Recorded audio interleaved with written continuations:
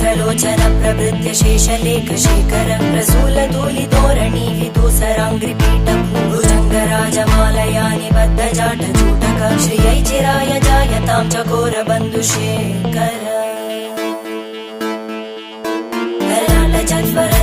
धनञ्जय स्फुलिङ्गभाविदीत पञ्चसायकं नमन्निलिम्पनायकं सुधामयूखलेखया विराजमान शेखरं महाकपालि सम्पदे शिरोजटालमस्तुता